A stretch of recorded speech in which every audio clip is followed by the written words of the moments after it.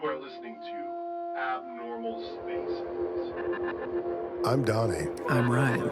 In this podcast, we discuss conceptual realities, the researchers, authors, and explorers who describe and define them, as well as our personal experiences in these abnormal spaces.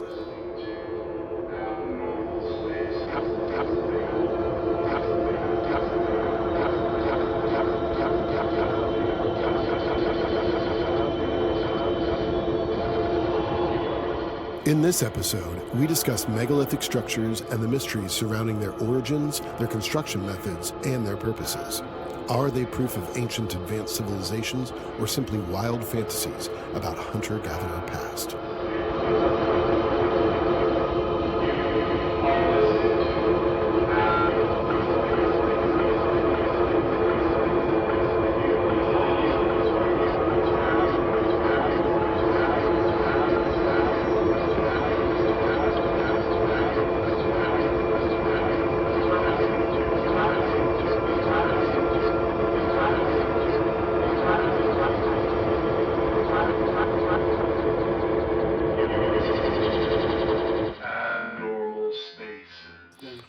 Hey, wow.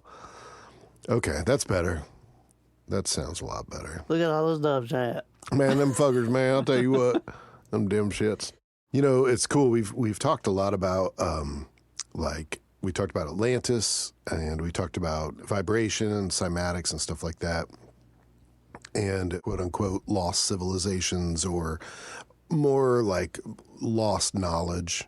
And so I was thinking a lot about the megaliths across the world and how, you know, some of those just defy explanation as to their construction. It's really hard to figure out with what we know today and what we think we know about then, how those things were built.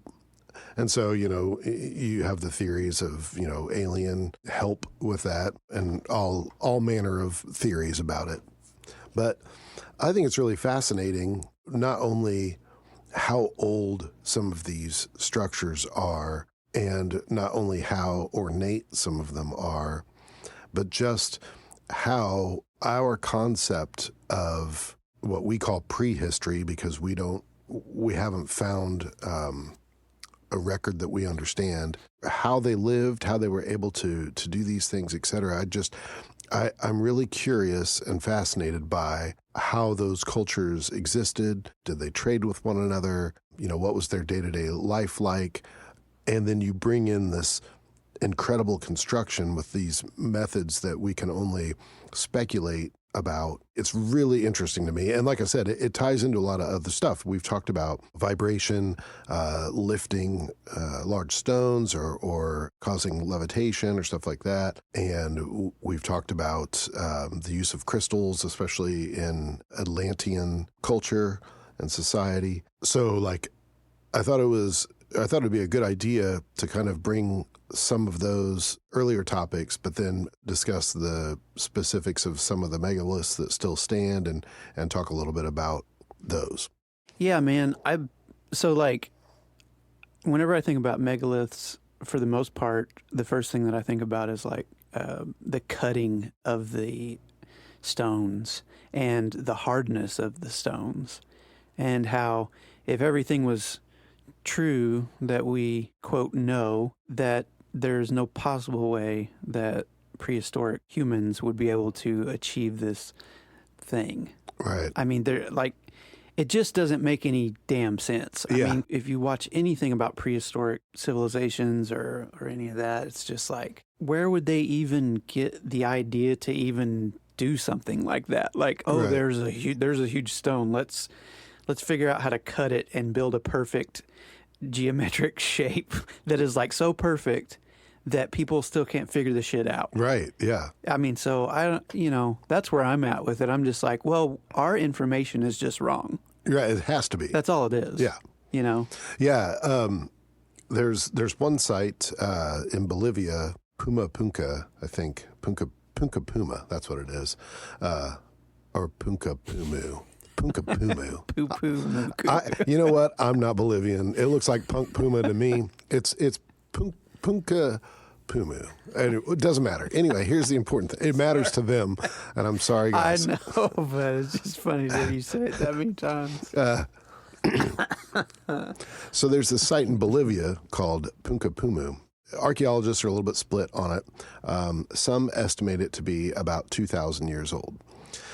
The granite stones are so precisely cut, perfect 90-degree angles, and, they're like 90 tons a piece. They make an interlocking construction method, so the stones interlock. Like some of them look like giant H's, like the letter H, and they lock into one another. They have precise channels. They have precise drill holes, what looks like a drill hole, and they're very smooth, so it's like it's been polished and finished.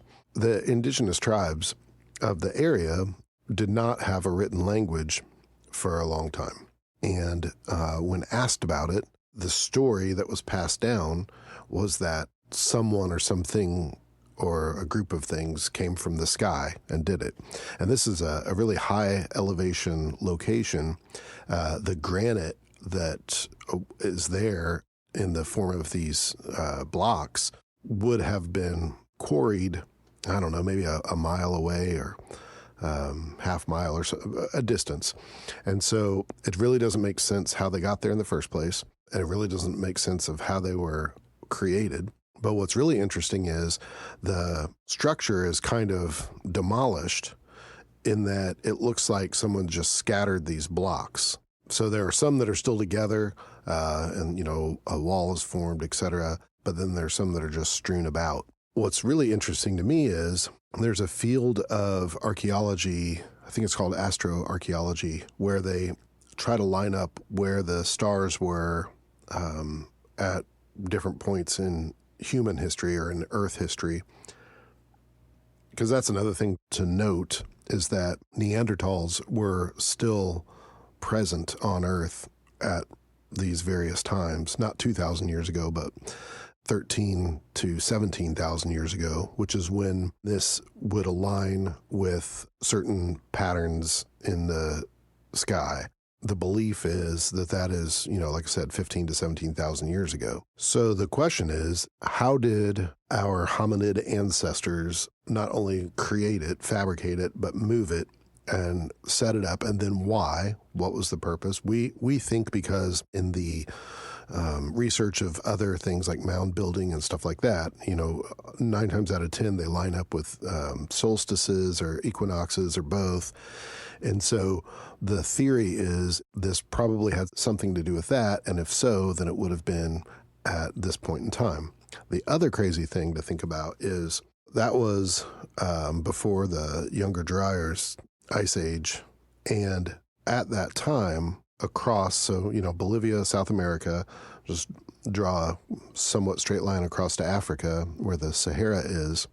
That was all lush. That was not a desert at that time. That was green, vibrant, lots of humans there. And so we have to wonder first what Bolivia was like at that time. We also have to wonder where Atlantis was. There are some that believe that it is close to where Easter Island, where Rapa Nui is today, and that's kind of in that same general line. It makes one wonder why that would be and how that came to be. So construction aside, builders aside, moving it from the quarry site to the building site aside, we still don't really know how or why. Yeah, more not knowing. That's kind of the theme of everything, I think. And I don't really know if somebody did know, if they'd even tell us. Like, I don't like to be conspiracy about stuff. And I know that I am at heart. There's a healthy amount of conspiracy theory shit inside of me, but I try not to let it take hold of me because, it doesn't really go anywhere. Right. But I'm just like, there's just no way in all of this time that has elapsed since the planet was formed. There's so much stuff going on. Like, yeah, they're trickling out some things here and there. But man, it's just like Of course there were fucking aliens. And we call them aliens, and that gets me down right away. Because I'm like, I don't think they're alien at all. Right. I have never seen one or met one. Right. But yeah, they may look different. Yeah, they may have advanced technology and ideas and whatever. Yeah. But there's people here that have that. Yeah. And I don't know, man. I think we need to start turning around the way we speak about things. And, it's like, why are we still calling them aliens? Right. Why are we still calling them UFOs? Like, why, after all these years and all of these pictures and all of these ancient drawings of things that are clearly from the sky? It would appear. I mean, what else would it be? Right, yeah. Like, if you see a statue from the BC times that looks like a fucking astronaut. Right, yeah. I mean, maybe they had something like that, but did they have a helmet with a glass front? Right. Or whatever? Like, I don't really know, man. Right. It's just, it's more questions and more questions. And I think that's like, for me, that's where I'm just like, it's a sticking point because I'm just like, well, yeah, we actually don't know. Right. But I think some people know. Maybe, yeah. Maybe, maybe not. But Well, it feels like there has to be some kind of knowledge about it. yes, or there has to be a way to tap into it. Yeah. Like, if it's in the Akashic record or something, there is some way to vibrate into that. It's in and the see ether. that. Yeah, it's in the memory. Yeah. Yeah. So why do we deny it? One. And two, why do they always refer to like hunter-gatherers and Holocene era people as primitive? I mean, clearly they were not primitive. I'm sure some were, but some had advanced building techniques. Yeah. So how is that? Yeah, it's like now. I Right. mean, there's people that are geniuses and, in all kinds of fields. Right. Why wouldn't it be like that then? Exactly. Yeah.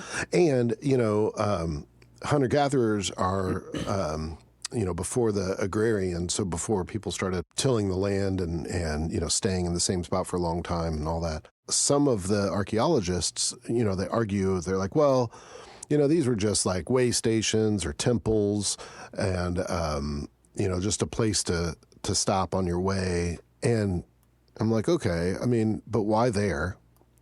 Why in those specific spots, that line up with specific events in the universe, in the galaxy, I guess? Why would that be? And also, what all did they know that we didn't know? What have we lost as far as knowledge and, methods and things like that? And why do we think that we are so far removed and better than them, because we have carpet or whatever, like what is so exciting about what we have currently versus what has lasted for 15,000 years? It was a reset. It was a forgetting. It was a great forgetting and a reset. Yeah. That's what happened. I don't know exactly when it happened, and I'm going to guess it happened whenever religion started, like Christianity type things start, because that seems like there was a great erasing that happened during that time. They were burning people as witches. They were anything that didn't conform to that sort of Christianity belief or whatever. And then at a point, which wasn't too damn long ago, like at all, something happened, like in the 1800s, probably. I'm thinking, it's probably the 17 or 1600s where they started toying with weird shit like batteries and, they did. Yeah. But in the 1800s was like the revival. Like it's whenever all the great minds just appeared out of nowhere. Right. And they're like, oh, yeah, there's all this crazy shit. Right. Yeah. But we don't really know exactly how to do it because we still have like ropes and chains and stuff, Yeah. Yeah. But if that happened now, it would be the most insane thing that anyone's ever seen ever. Yeah. And, that's why I think, when they say like we're 100 years behind, I think it's more like we're like 500 to 1,000 years behind. Right. We should probably not even be here. Right. Exactly. Yeah. So. Yeah. Well, that's another thing too, is that you think about, like going back to Atlantis. One of the things that we believe they were trying to do is to get rid of the scourge of the megafauna. So there were large animals at that time on Earth. There were probably large humanoid hominid creatures as well. Maybe. We don't have evidence. We haven't found bones or anything, so we don't know. But that was one of the things that was proposed as far as what the Atlanteans were trying to do. So it's not inconceivable that either there were large hominids that can move these blocks with relative ease, or there were large animals that they used, like we would use an ox or a cow or whatever.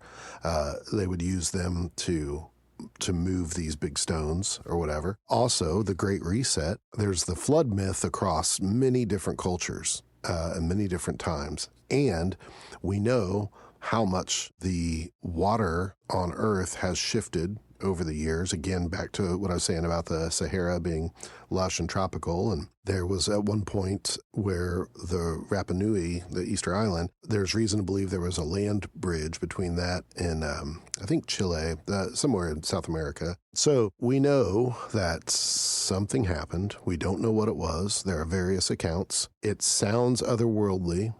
So it could be extraterrestrial life. It could be comets, asteroids hitting the Earth, something like that. And it could be a big mistake. Someone, detonated what would be today similar to, a nuclear bomb or something like that. We don't know any of that stuff. I guess where I have difficulty is, one, assuming that those quote unquote primitive people were that primitive, and two, that we're so far removed from them. I don't think we're that far removed from those people.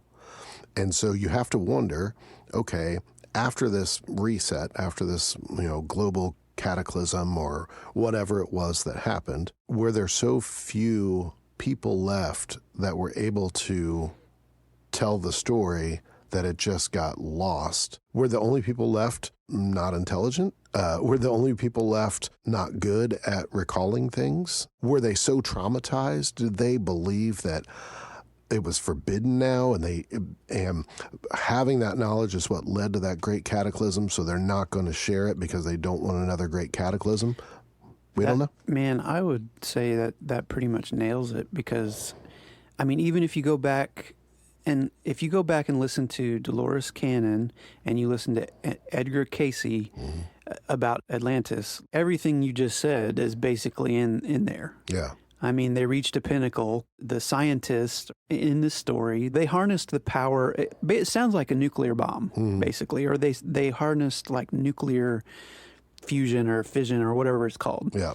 So they could destroy like a lot, I guess, with that.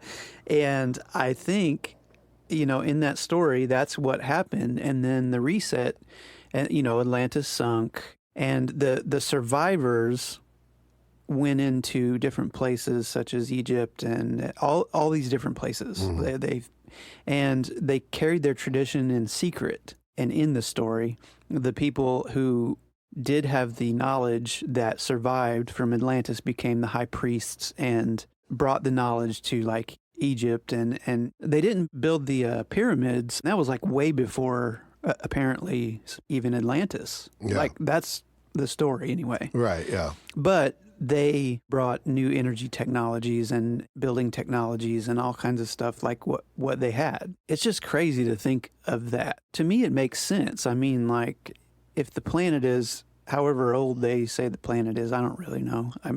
What is it? How many billions of years old? Yeah, it's pretty old. Yeah. Think about billions of anything. Yeah. Surely... Yeah, how many times has it risen and fallen? Right. That's what I'm saying. Like, it's just, there's a lot of information that we can't have, or we're just not at the point to where we accept it, or we even know how to accept it. Everybody's just in ignorance about so much stuff because we've been, we're literally brainwashed. We just are, and it is people's faults. But it's not our fault for being brainwashed, because if you look at the time that people started getting brainwashed, it's been thousands and thousands of years. Oh, yeah. You know, hard times brings easy brainwashing. Right. Yeah. So, you know, if you look at like the Dust Bowl times and the times like in the more recent times like that, Yeah. when, you know, or like slavery and things like that, they had to have something to look to as a light. Mm-hmm. They took on the traditional Christian thing because that's what was available. Right. That is complete brainwashing. They're following it from the preacher's perspective and what the preacher has to say and all that.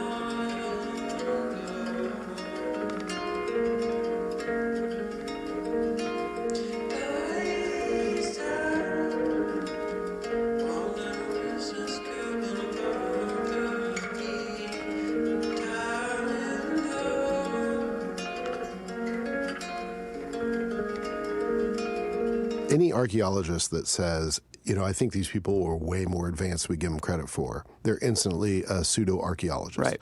And I just think that's horrible. But I also notice the way that follows kind of human history, but especially how humans behave even today. So to give you an example, there was a site in Lebanon, today Lebanon, Baalbek is the name of it. And it was, we don't know how old it is. I mean, anywhere between 5,000, 15,000 years old. It's super old. There are these 900-ton, that's the estimated weight of these giant blocks, completely carved, 90-degree angles.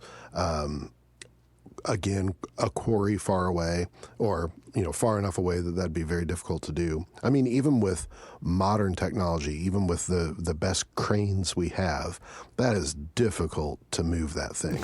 So, but anyway, what ended up happening was, it was whoever built it, however it was built, another group comes along, I think it was the Phoenicians, and they built a temple to Baal there. And then later, the Romans came along, and they built a temple to Jupiter there. And what has happened is these other cultures have just kind of built on top of whatever was there. So like these giant stones became like footers for the new temples that were built on top of them. And it's the same thing metaphorically with how we just assume that what we're doing is better and we can just go right on top of whatever else was done. Yeah. And say, we did that. We did that. Yeah. This is here. Who knows why? We don't care. We're going to use it for us now. And on the one hand, I'm like, hey, that speaks to our adaptive ability. But on the other hand, I'm like, okay, but no one stopped to ask, hey, how did these get here? Yeah. How did anyone do this? It's like the silo show. It's like, we don't know where the silo came from. It was always here. We don't know where the steam comes from because we don't have any knowledge of what happened before the silo. Yeah. We don't know what stars are. It's just like all this, it's like a reset. Yeah.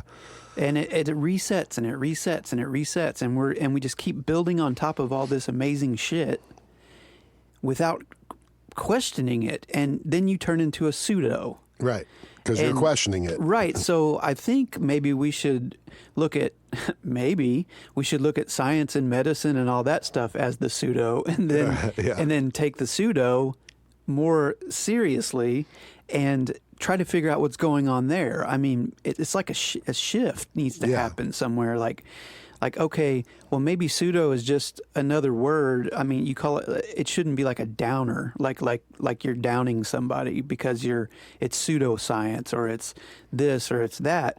It's just saying like, well, it just doesn't fit into your very small model of what you call science, and because what you guys are doing, some of it is fantastic, but a lot of it is just kind of like pleasing your peers. Right. Yes. You're in a fraternity. You're in a club. It's like anything. It's like scientists, medical, police, military, all of it. It's all fraternal, and it's all like my brothers and sisters above everything. Right. And there's always a hierarchical structure. Right. And there's always somebody at the top. It's true. You know, and humans really seem to need somebody at the top. That's why we have all the god myths and everything else. Absolutely. And so, and people are just wildly uncomfortable with not knowing. Yeah, it's scary as shit. It's so scary. But, you know, I come back to, we often forget there's a complex solar system, that we are on a planet that is moving through space very quickly. And whenever the last ice age happened, it was because of the wobble in the orbit. For some reason, it got a little too far out of whack on the wobble. So you think about we talked about torsion before. So the theory that when everything started, everything moved in these spiral patterns. And so, you know, you have this planet that is settling into an orbit around a star. And while it's settling into that orbit, it's going to have some wobbles. It's going to have some shifts, and some of them very dramatic as far as life on Earth is concerned. But the planet and the sun and whatever else, it's not that dramatic. It's just a slight wobble. So we go from having areas that are completely underwater to now being above water and almost barren. We have lush areas become deserts, etc. All that happens, and most of us can agree conceptually, okay, that's a thing that happened. We have a hard time imagining it ever happening again, which I think is a real fallacy. I mean, of course. It could very well happen again. It will happen again. It probably will, like just mathematically speaking, just odds. It will probably, there will be some kind of shift of some kind that will affect the entire Earth. So, you know, you have that going on, and then you have people trying to explain it. And so it's the stories that they tell, and ancient man, we don't know what kind of tools, instruments, etc. they had. We don't know the stories they told to explain it, because just like the Temple of Jupiter, history is always written by the winners. So we only know what the winners, quote unquote, want to tell us about the story of how they're the winners. Right. So we don't actually know the details. Right. Like when you said not knowing is terrifying, but the truth is that we don't know. Right.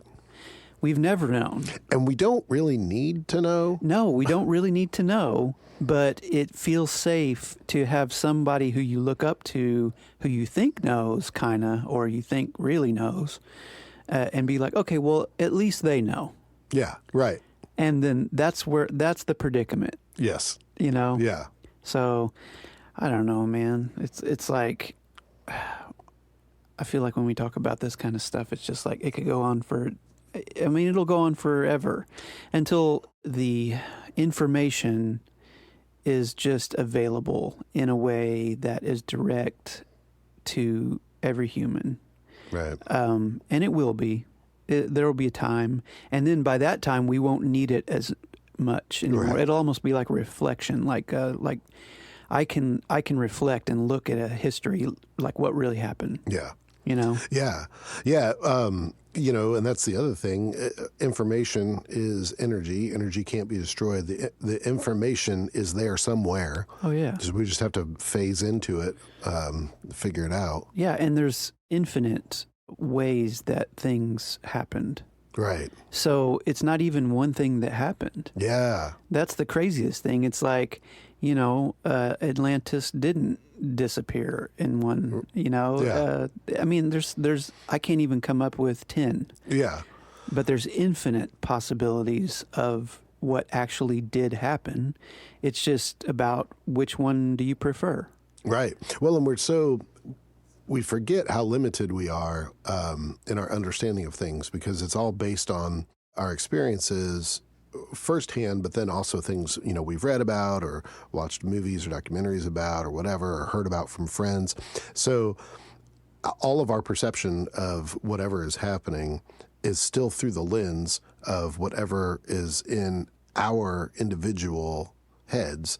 And so there cannot be a complete picture. It's literally impossible for someone to have all of the trillions of variables that led to one specific event, and then to have a clear picture of how that event then, with its trillions of variables past that, affected us sitting here today. Right. It's like, it's impossible. I know, and that's why I stay with There's Only Now. So like Right. that. Yeah. I mean, I love all this stuff, and it's fascinating. I want to see crazy shit. Like, there's a part of me that just wants to see stuff. I just want to experience weightlessness on Earth. I want to talk to other beings. I want to do all this stuff. It's like I want to do that. Yeah. I'm not negating that at all. Like, I'm welcoming all of it. Oh yeah. Yeah. But it's like whenever you just are doing your same thing every day, that sort of mystical quality gets lost. And I think that's just kind of what's happened sort of globally. I mean, it just, well, not globally, but I'm sure there's still traditions in the world and that really are connected with a lot of information that way. But they're not around here, Right, and nobody's listening, and they're not trying to reach out. Right. Yeah. Well, and their ability to explain with their understanding of their reality would sound just meaningless to us. We really wouldn't get it. It's not blocks perfectly stacked. It's just like our brains are just a matrix of words that we've, created so that we can communicate. And and anything that falls outside of that is unknowable to us because we don't have the words or we don't have anything to build a picture about it. Yeah. So that's kind of where we are now. We only have our set of words for what we know. And, I all of this stuff kind of hovers outside of that. It's like a little film or like a little atmosphere of its own, where you can't, if something happened to me or you or whoever and you hear it and you're like, well, I can't explain it. Yeah. That's it. But I'll try my best. Yeah. But it's not going to touch it. Yeah. It's like that. You know? Totally. Yeah. You can only describe it using the language and experience that you have. And someone is going to interpret that based on the language and experiences they have. So the ability to really accurately convey something is honestly pretty low. Yeah. It's almost impossible because of the moods even that you're in when you hear it, or the receptivity that you do or don't have in that moment. Just there's so much that filters. You can't know. And we're all just kind of guessing. Well, yeah. Yeah. And I on the one hand, I love that. I do. It's called fun guessing. That's the new podcast. Right. This one's over. Fun guessing is the future.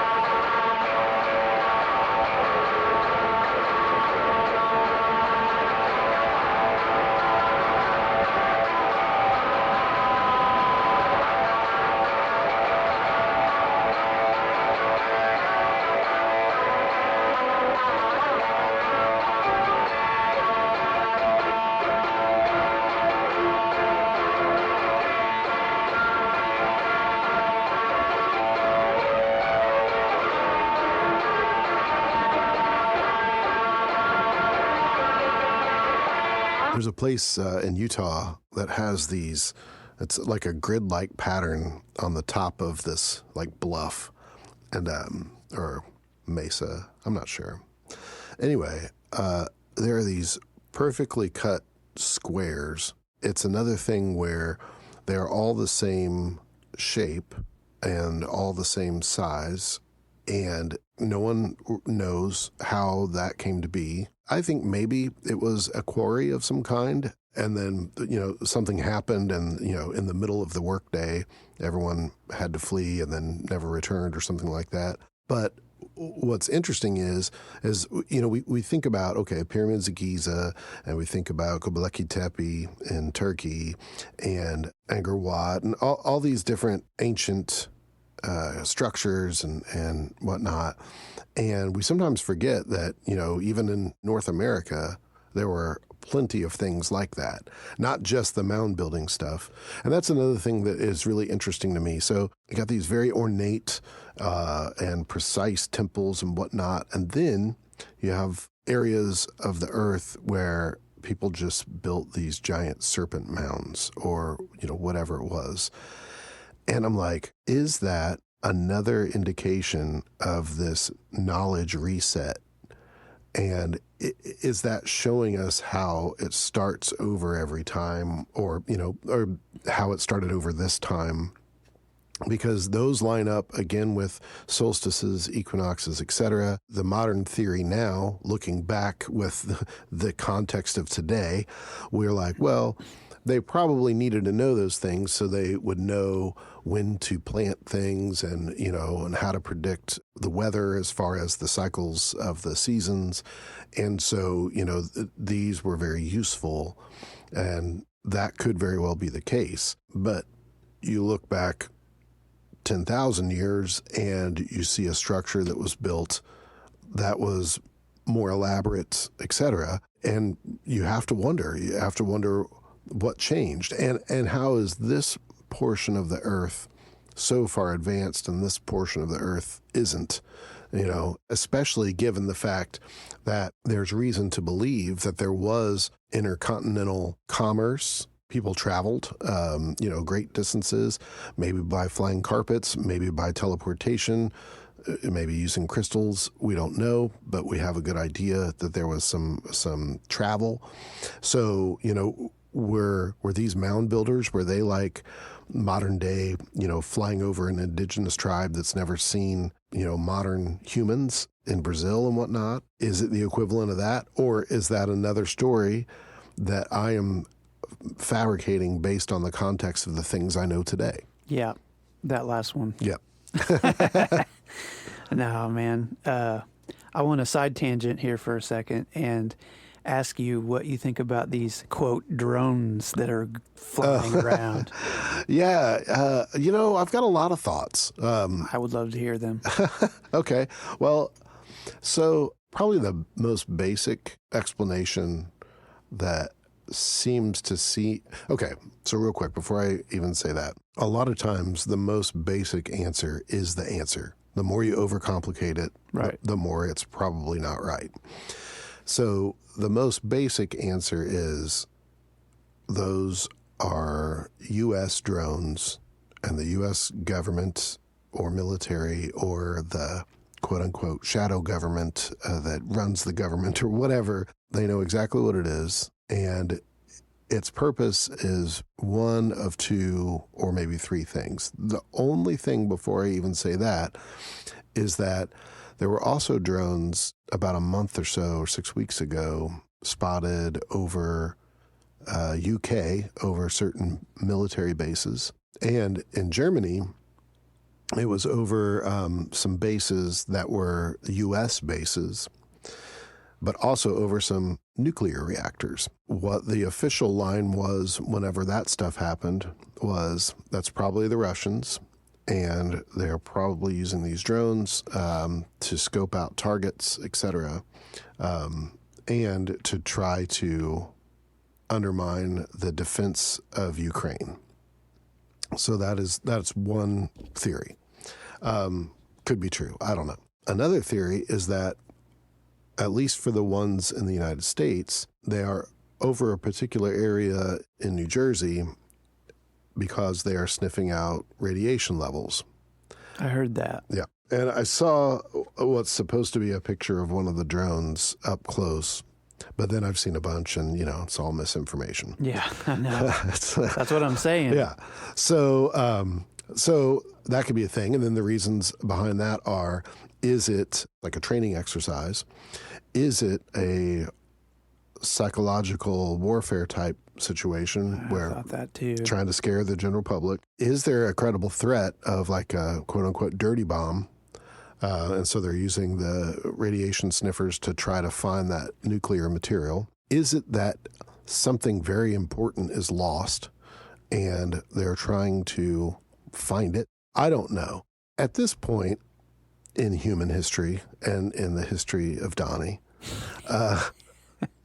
I wouldn't put anything past any of these people. I have no idea what they're up to. I can only guess it's not good.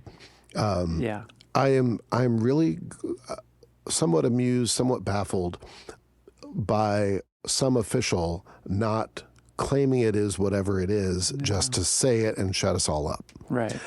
And so that's what makes me think part of it is a psychological experiment or, warfare or whatever you want to call it, because it would be far easier for them to create a narrative and then to tell everyone that's what it is and everyone go, okay, no problem. Yeah.